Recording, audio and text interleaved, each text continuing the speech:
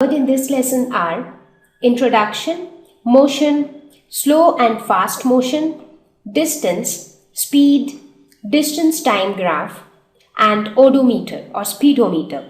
So motion. So that's what we are going to talk about in this lesson. So what do we mean by motion? Literally, if you ask the literal meaning of motion, it is nothing but movement, moving from one place to another. So that's like a very in very simple terms, that's how we can define motion. But when it comes to physics, when it comes to science, how do we define motion? We say it is change of position with time. Now, that sounds a little more, scientific. So what does this mean? So let me take an example. So you take the example of the fan. When you switch on the fan, what happens? It makes you feel cool. Why does that happen? Because the blades of the fan are continuously moving. So if you look at this picture right now, what is the position? Let's number the blades. So this is blade number 1, this is blade number 2, this is 3, this is 4, and this is 5. These are the 5 blades of this fan. Now, when you switch it on, what happens? It starts moving. So just observe the position of blade 1 when it is at rest. So right now, this is the position. So it is here. But as soon as it starts moving, what happens? The same blade 1 is actually changing its position with time. So as time is passing by, the position is also changing. So then we say that the blades of the fan are in motion. That is, it is moving. So here we will take the example of a moving car. Now, when the car is at rest, so whether you assume it to be a toy car or you assume it to be a real car. So when the car is at rest, so what happens? It is at a particular position. For example, let us say that right now the car is at rest and this is the position of the car. So let's say this point is A. Okay. So it is at point A on the road and it is not moving. But what happens when it starts moving? Now when this car starts moving, its position changes. So initially it was here and now it is somewhere here. So let us call this as position B. So the position of the car changed from A to B with time, because as time is passing by, so with every second passing by, the position of the car is moving. So first it was at A, then it was at certain point of time it was at this point, again at certain instant of time it was here, again at certain instant of time it was here. So as time is passing by, the position of the car is also changing. So what do we say? That the car is in motion. So let's look at a couple of other examples. So whenever we talk about motion, a motion is not always something which is related to objects. Even we move. So anything that is moving, anything which is undergoing a change in position with time is said to be in motion. For example, when we play. So while playing, you are running, so obviously you are in motion because your position is changing with time. Your hands are moving, your legs are moving. So obviously you are in motion. While running again, so what happens when you run? You move from one place to another, so your position changes with time. So you are in motion. Now let us take this example. When you are sitting on a chair and you are working on your laptop. Now in this case, your body might not be in motion because you are not changing your position from one place to another. But if you concentrate on your fingers, what happens? When you are working on your laptop, your fingers are moving. So the position of your fingers are changing with time. So your fingers are in motion. Think of a bird. So a bird flying from one place to another. So that is nothing but motion. Think of a lady dancing. So when you dance, again, you move your hands, you move your legs, you move your body. So everything is changing. All parts of your body, they are changing position with time. So again, you are said to be in motion. Okay, so these were some common examples of motion which we see around us. Now let's talk at a little more higher level. So let's talk about the motion of the earth. So the entire earth in itself is again in motion. So how the earth is moving? So let's have a look. So we all know that Earth is a planet, is one of the 9 planets, and all these 9 planets, they move around the sun. So this is the sun. In this picture, this is the sun, and this is the earth. Now sun is obviously bigger than the earth, but here we are showing this picture like the earth is nearer to us, so we are able to see it big, and the sun is quite far away. Okay, so now this earth, it moves around the sun. So in that case, what happens? There is change in position of the earth and with time, so the earth is in motion, and also the earth rotates around its own axis. So that means the earth will rotate like this. So that ways each point on the earth is also undergoing a change in position with time. So let us try to understand this even better. So basically, movement of the earth around its own axis. So this is this blue line which you see, that represents the axis of the earth. So movement of the earth around its own axis, like this, like this. So this movement is called rotation, and the movement of the earth around the sun, that is called revolution. So that is, it is revolving around the sun. So these are the two different terms which are used for these two types of movements in Earth's context. So let's look at this animation. This will help you understand better. So let's say this is the Earth, okay, and this is the sun. So here what happens, the earth moves around its axis as you saw just now. So this type of movement, this is like moving around its axis, that is rotation of the earth. So there also we see that each point on the earth, so a point which was here, when it started moving, for example, when it started moving, so that particular point is also changing its position with time. So it is in motion. Again, the same earth at the same time is also moving around the sun. So when it is moving around the sun, obviously its position is changing from one point to another with time. So both rotation and revolution of the earth takes place simultaneously. So like as the earth moves around the sun, at the same time it is also rotating around its own axis. So this shows that the earth is also continuously in motion because its position is changing with time. So that is another classic example of motion. You talk about the motion of a spinning top. I am very sure all of you know what is a spinning top, and you would have played with it in your childhood, or maybe you play with it even now. So just look at this. This is a spinning top. So once you spin it, so it keeps moving on its own. So this is also an example of motion. So you see, all these examples, they are all different types of motion. So in some places we see that the object is just moving on a straight path, for example a moving car. In certain cases we see that it is moving in a circular path, kind of circular path. For example, the motion of the earth around the sun. Here in this case, we see that it moves around itself. It is moving around an axis, and it keeps moving around itself. You think of a ball which is rolling down the slope. So if you look at this ball, what's happening? It is rolling down the slope. So the position of the ball is changing from one place to another. So that is motion. Even the rolling of the ball, when the ball is rolling, so one scenario could be the ball is just moving like this. The other scenario is the ball is rolling like this. So in case of rolling also, each and every point on the ball, it changes its position with time. So that means the ball is in motion. Another very important example of motion is the pendulum. So this is a classic example, and here we see again a different type of motion.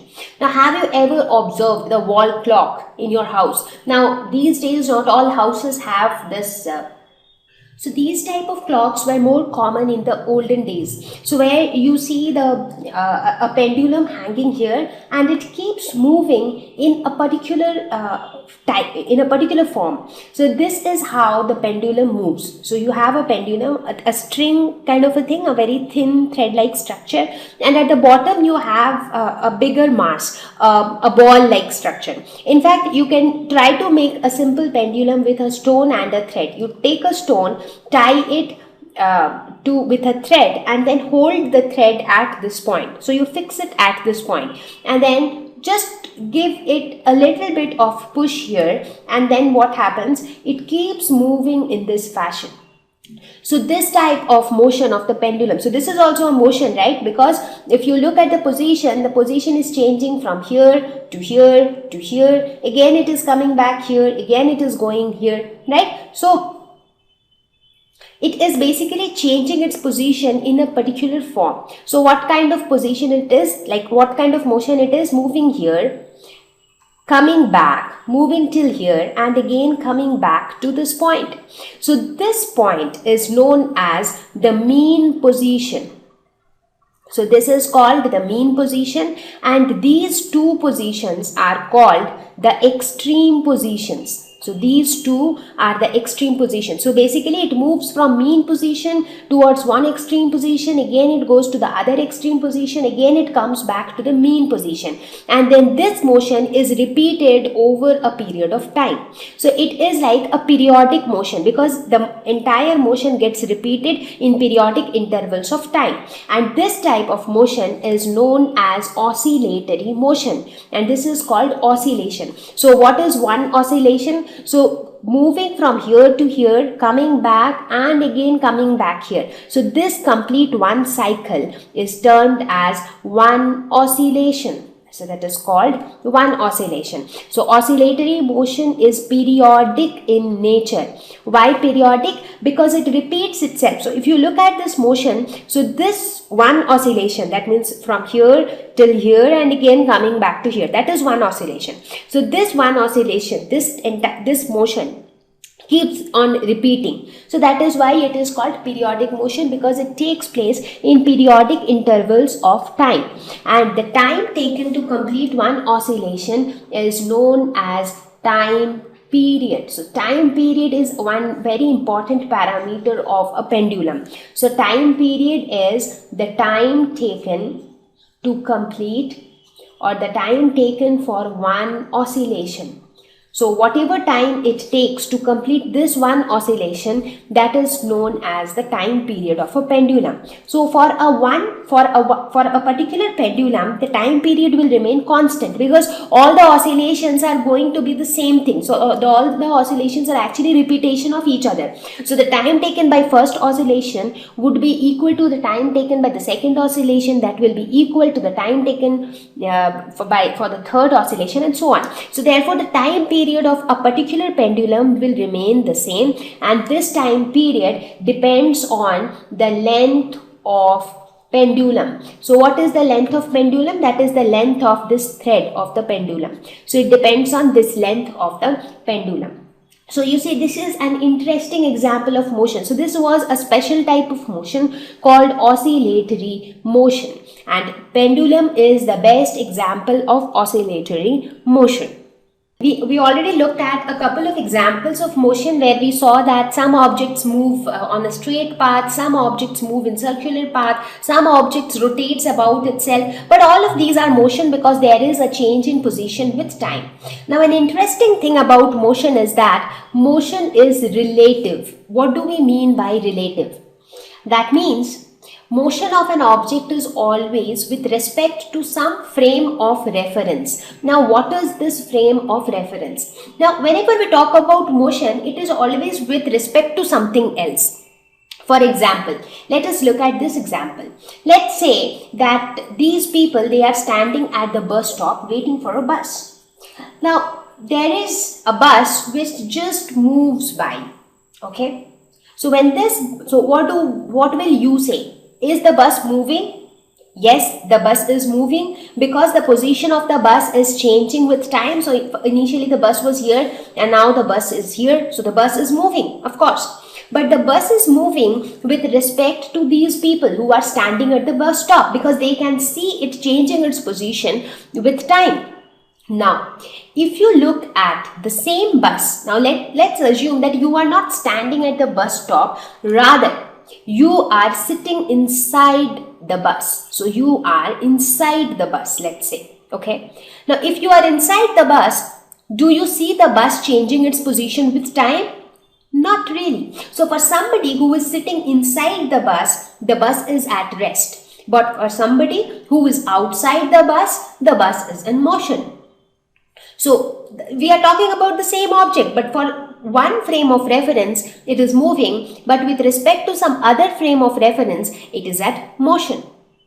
So this is what we mean by relative. So any object which is moving, it is moving for certain things and it is not moving for certain other things. And this is what we call as relative nature of motion. So that is why we say that motion is a relative term. So whenever we say that this particular object is in motion, that means it is in motion with respect to something.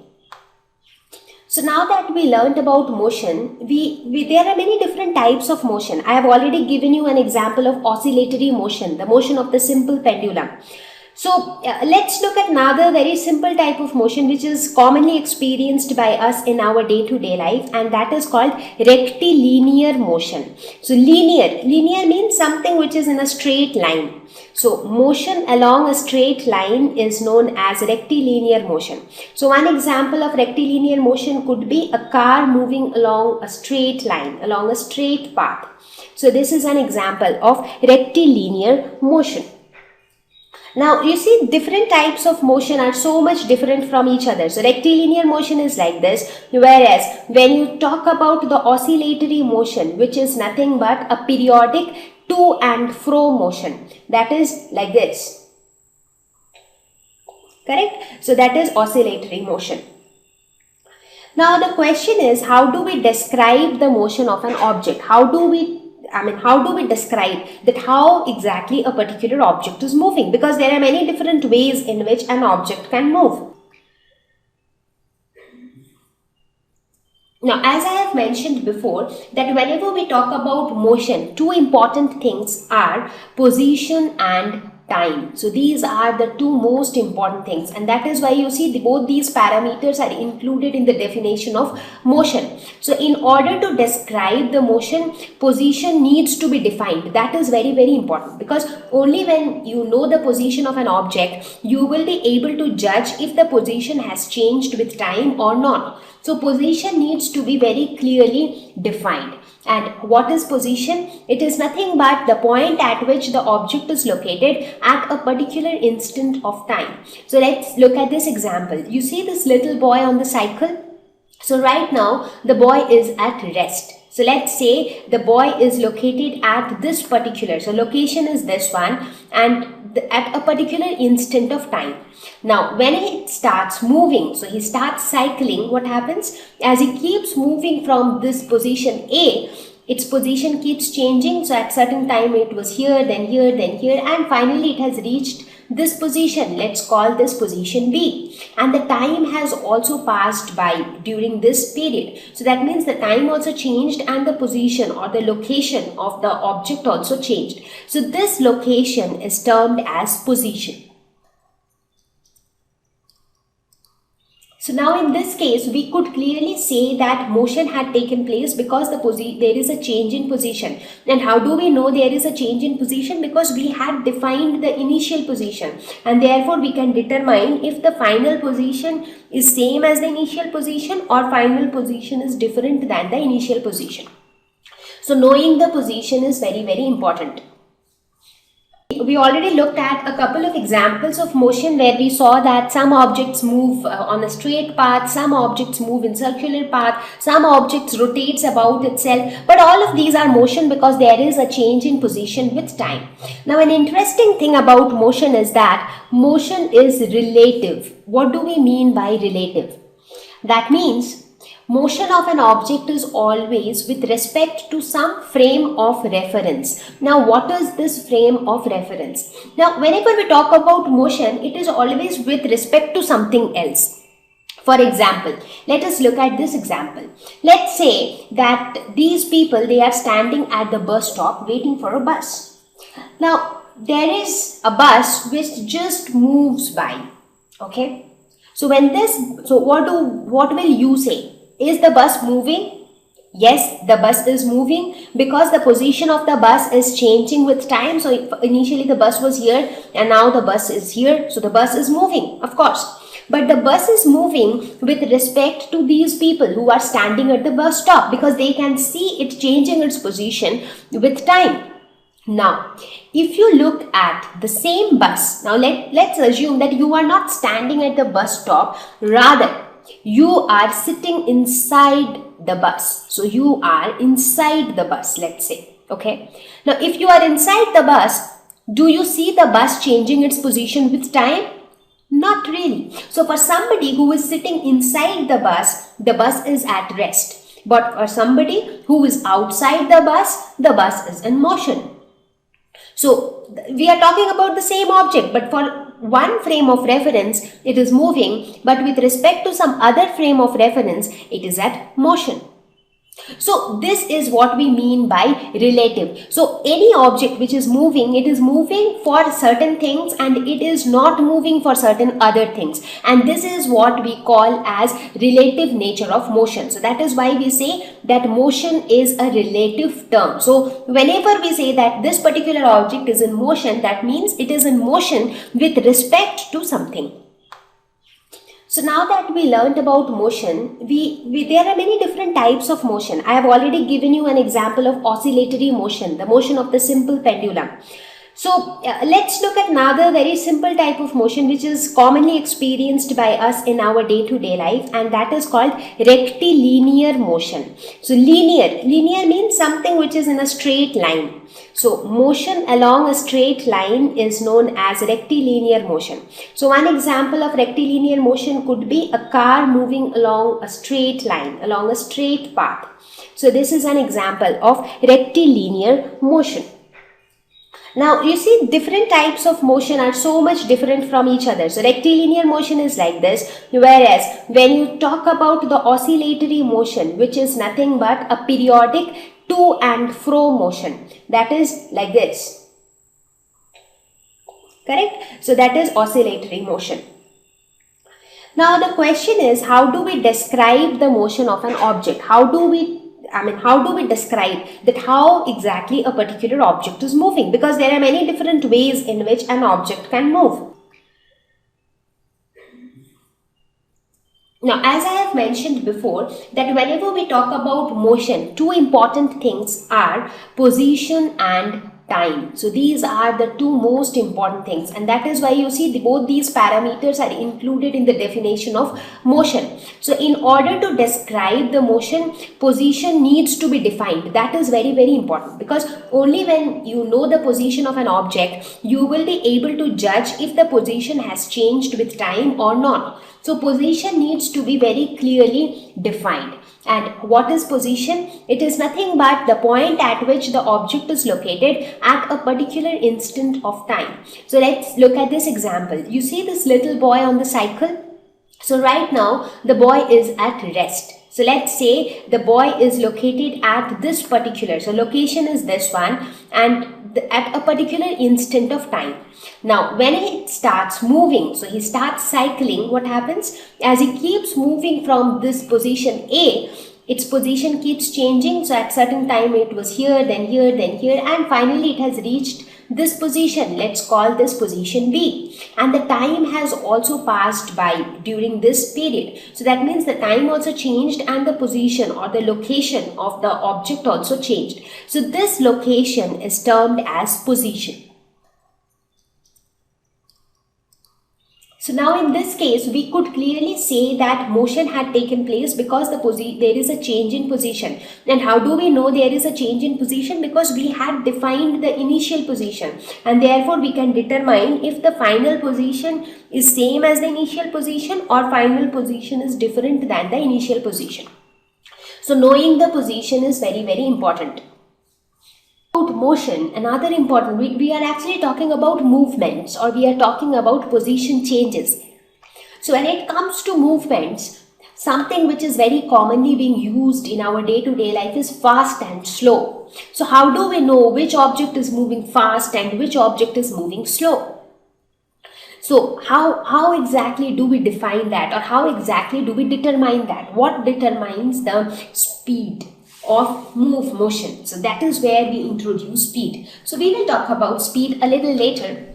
But in this picture, what do you see? You observe that the blue car was fast and the red car was slow.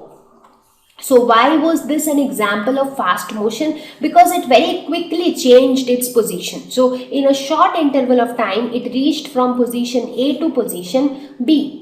But the red car, it took more time to reach from position A to position B. So basically how much time it takes by a particular object to cover a particular distance will define whether that object is undergoing fast motion or slow motion. So that is where comes the concept of fast and slow. So let's look at this. How do we determine that which is faster? The distance moved by objects in a given interval of time decides which one is faster or slower. So let's look at this example. So you have a bike and you have a bicycle. So these are the two vehicles that you have. So now if you want to compare which of these two is faster. So let's try to compare these two vehicles. Now let's say that we fix a time interval. So let's say we fix a time interval of 5 minutes. And then we just observe how much distance is covered by this bike and how much distance is covered by this bicycle. Now what we see is that in 5 minutes this bike could cover a distance of around, we'll just take examples. Let's say it covered a distance of 3 kilometers, and in the same duration of 5 minutes this bicycle could cover a distance of 2 kilometers. Okay?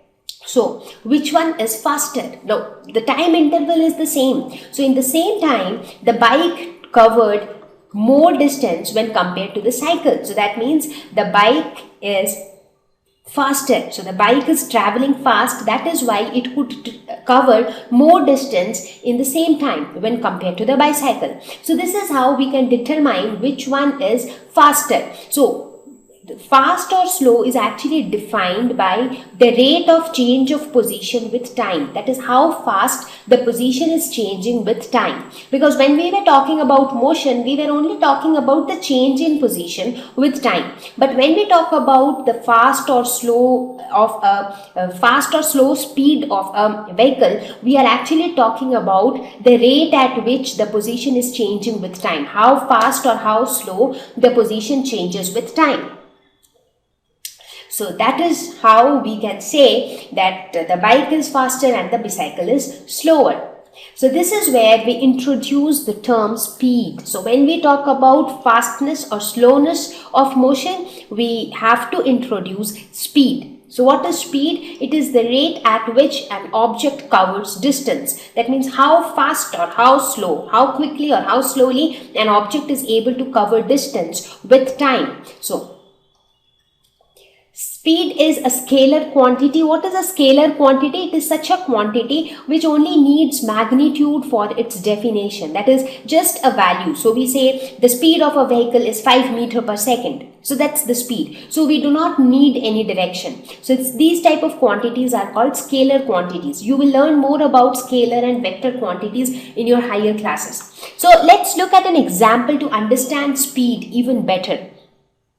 So as I said, speed is nothing but the distance covered divided by the time taken. So this is how we calculate speed of an object. So let us take the example of this car. So if we say that this car travels 50 kilometers in 1 hour. So let us say that it travels 50 kilometers in 1 hour. So what would be the speed of the car? So the speed of the car is actually distance traveled, which is 50 kilometer divided by time taken, which is 1 hour. So basically the speed of the car would be 50 kilometers per hour. So that is how we define speed. Now any object which has a higher speed moves faster because it is traveling more distance over a specific period of time. Any object which has a lesser value of speed is traveling at a slow speed. So it has a slow motion. So that's about speed. So let us look at more examples of speed. So let's look at this example where this little boy is trying to travel from his home to the McDonald's. So this boy is on the bicycle. So now this little boy is moving, or he is traveling from his home to the McDonald's, and his travel time is 10 minutes. So it takes him 10 minutes to go from his house to the McDonald's, and the distance between his house and the McDonald's is 2 kilometers. So the McDonald's is 2 kilometers away from his house. So if I ask you to calculate the speed with which the boy is moving, how will you do that? So the speed is nothing but the distance which he traveled, which is nothing but 2 kilometers, divided by the time which he took, that is nothing but 10 minutes. So if you convert minutes to seconds, so it was going to be 10 by 60 hour. So this is going to be 12 kilometers per hour. So this is the speed with which the boy was moving when he traveled from his home to the McDonald's. So this defines, that means it now, what does this 12 kilometer per hour means? Now literally it means that the boy traveled in 1 hour 12 kilometers, but actually he traveled only 2 kilometers. But speed tells us that, okay, this is the rate at which he moved. So had he traveled for 1 hour, he could have covered 12 kilometers. So it just gives you the rate, it just gives you the distance which the person could have covered in 1 hour or in 1 second or in 1 minute. So with respect to whichever unit of time you are referring to. So that is how we calculate speed.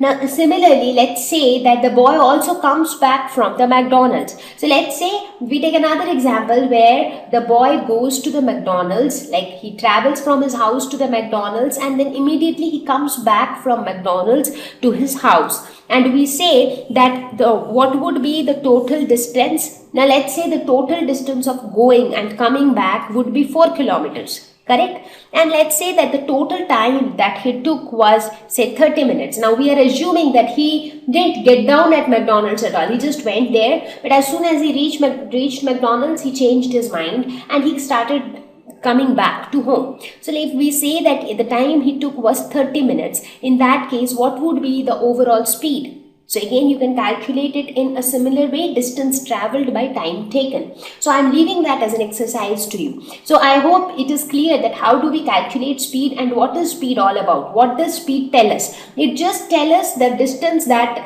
a particular object can cover in unit time, whether it is in 1 hour or in 1 second or in 1 minute. So now that we spoke so much about motion, I think the basic concept of motion is getting clearer to you. So now we will see how do we graphically represent motion. This is going to be interesting and this is also going to be new. Now before we talk about graphical representation, what do we mean by graphical representation? What are graphs?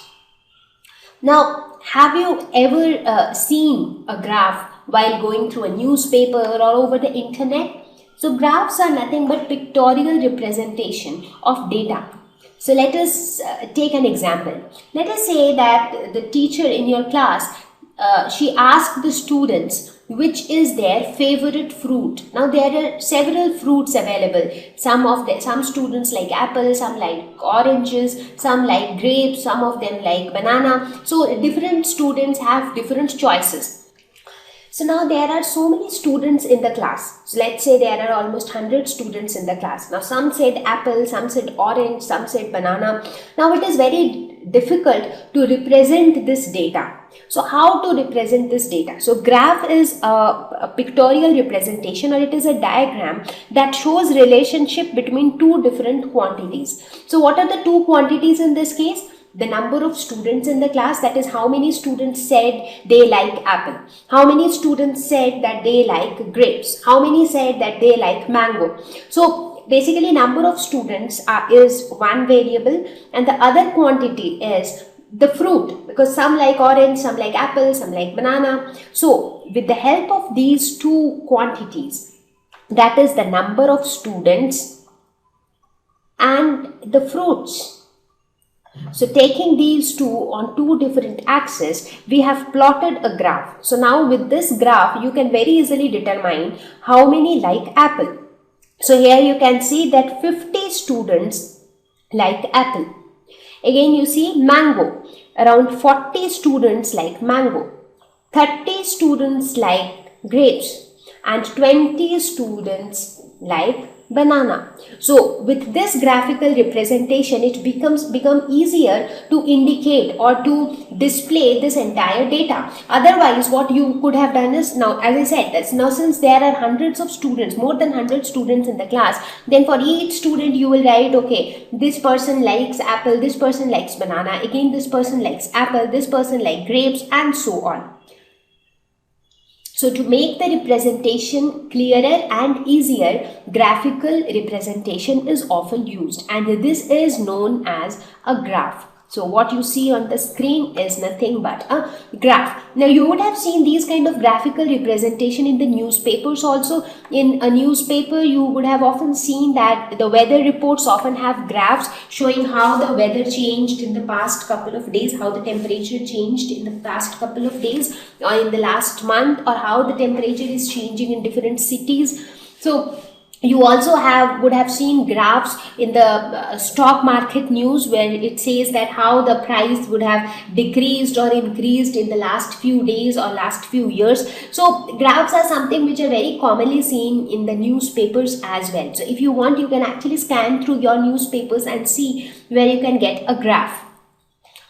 Now the question is, what is a graph? So it is a diagram that shows relation between variable quantities. Now what are variable quantities? That is quantities which do not remain constant, that is they keep changing their values. So in the previous example, I took the example of the number of students and fruits. So the number of students also changed, like for apple it was 50, for banana it was 20. So it changed. So it was a variable quantity. Similarly, the fruits also changed. Somebody likes apple, somebody likes banana, and so on. So, and those two variable quantities, there was a relation between the two, and which was shown by the graph. So here let us take another example of a car. So let us say when this car moves, what happens? As the car is moving, its position is changing. Therefore, the distance covered is also changing. So when the car was here, it had covered no distance. When the car reached here, it had covered this much distance. Now the car is here, so it has covered this much distance. So as the car is moving, so the distance moved is also changing, and the time is also changing. Maybe when it was here, it was only, say, it only took 5 seconds. By the time it reached here, it took maybe 30 seconds. Again, as it moves forwards, the time also changes. So basically, during its motion at every point, the time was also changing. Correct? So let us try to plot this motion of the car in a graph. So how will we do that? So let us say this is the start point. So this was the start point of the car, and let us say this is the end point. Okay. Okay. So now let us assume that this car had reached a point here. So when it reached a point here, it had traveled 1 kilometer. So the distance that it had traveled is 1 kilometer, and it took 10 minutes for the car to reach here. Now the car didn't stop here. I'm just taking certain instance of time. Again, when the car was somewhere around this point, okay, so when it was here, so let's name these points. This is A, B. So by the time it reached point B, so it had traveled another 2 kilometers. So from A to B was 2 kilometers, and the time which it took was, let's say, around 30 minutes. So I'm just taking some random values. And let's say that again from B to the last point where it finally went, so let's say this distance was another 1 kilometer from B to the last point. And how much time it took to travel this much distance? It was, say, 5 minutes. Okay, so this is how it moved. So sometimes it was moving slow, sometimes it was moving fast, and that's how it reached from the start point to the end point. Now, if we want to plot it through a graph, what we have to do? We have to plot a graph like this. So this point is termed as the origin, and this is the x-axis, and this is the y-axis. So we take distance along the x-axis. And which is the other variable? The other variable is time, because in this case distance is changing and time is changing. So distance and time are the two variable quantities. Okay, now ideally we always take time along the x-axis and we take distance along the y-axis. So that is the convention that is followed. So let's say here also we are taking time along x-axis and distance along y-axis. So now the time, as you can see here, let's represent the time in this way, and this time is in minutes. So 10, 20, 30, 40, 50. And on the y-axis, we are representing distance. So let us say it is 1, 2, 3, 4 and so on. And the distance is in kilometers. So what do you see? Initially, the car travels, when it reaches point A, it travels 1 kilometer in 10 minutes. So 1 kilometer is here and 10 minutes is here. So basically this point. After that, it traveled 2 more kilometers. So basically, how much total distance it had traveled by the time it reached B? It has traveled 2 plus 1, that is 3 kilometers. Total 3 kilometers it traveled in how much time? In a total time of 40 minutes, right? Because here we are actually measuring these values from 0, correct? But here we are measuring the value from point A. So therefore, it is 2 kilometers in 30 minutes. You should not mark it as 2 and 30. So that will become incorrect. Because from the starting point, how much distance is had traveled till B? The total distance is 3 kilometers. So this is 3 kilometers. And how much time? Time is total 40 minutes. So this is here. So that next point would be here. And finally, when it reaches, it had traveled how many kilometers? Total 4 kilometers, the entire distance, and the total time taken was 45. So 4 kilometers and 45, somewhere here. So, and then you join all these points, something like this, and this denotes, this is known as the distance time graph.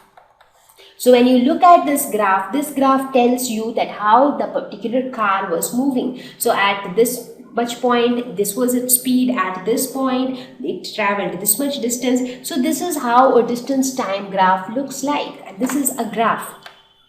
So here we are going to talk more about the graphical representation. We will see that what are the information that are like given by a distance time graph.